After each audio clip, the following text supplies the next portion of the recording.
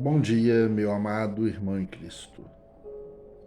Bom dia, minha amada irmã em Cristo. Caminhamos pela vida e a cada dia entendemos um pouco mais das coisas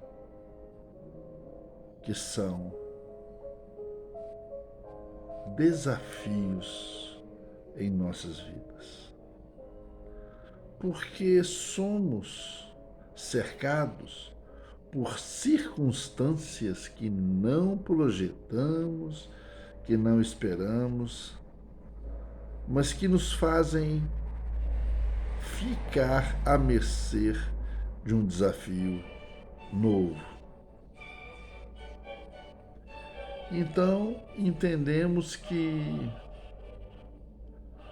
a vida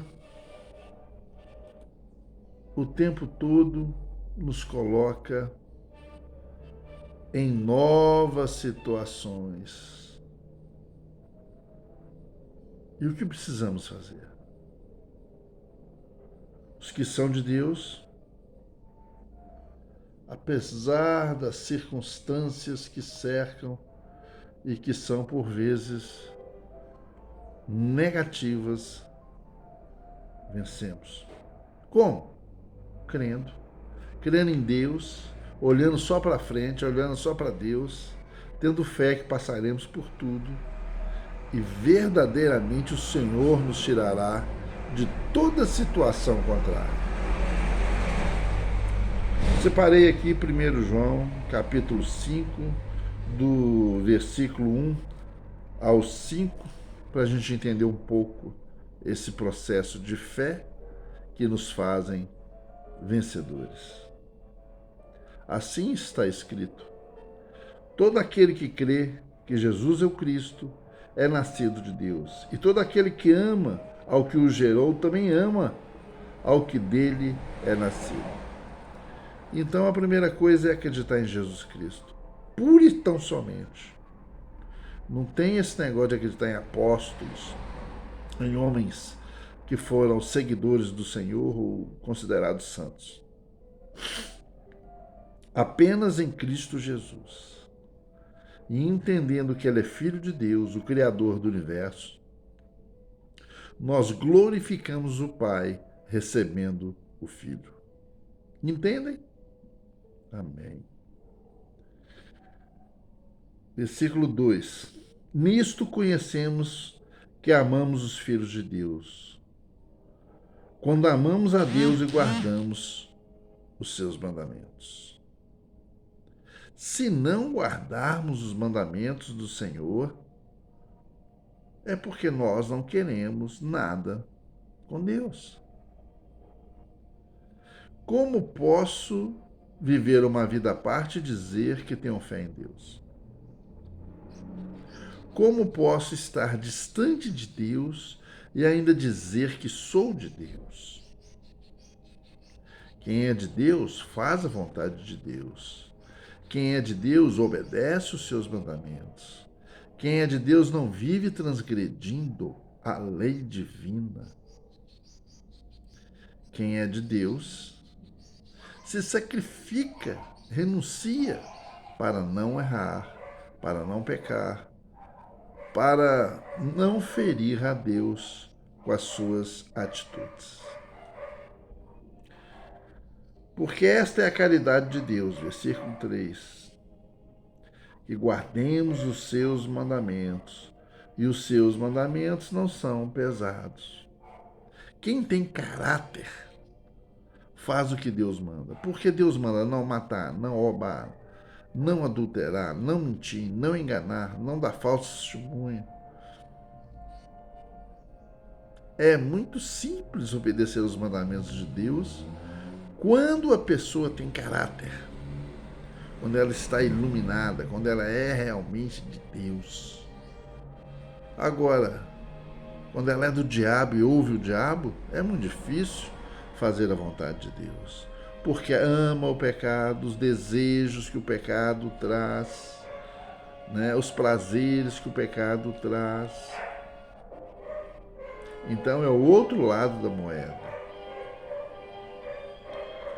Porque todo que é nascido de Deus vence o mundo. E essa é a vitória que vence o mundo, a nossa fé. Como você vai ter fé se você não é aquele que obedece a Deus?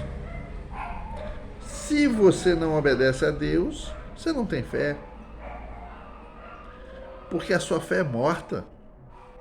Ou seja, ela é uma chama que está se extinguindo.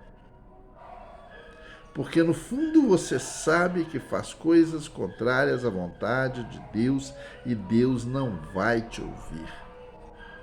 Ou melhor, Deus ouve a todos, mas não vai te atender. É preciso consertar, parar de errar, fugir do pecado e então nós teremos de volta a nossa fé.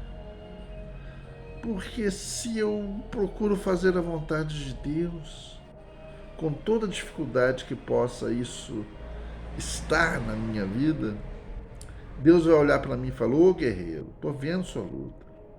Você ainda não conseguiu fazer a minha vontade plenamente, mas você está lutando. Você não está aceitando o pecado.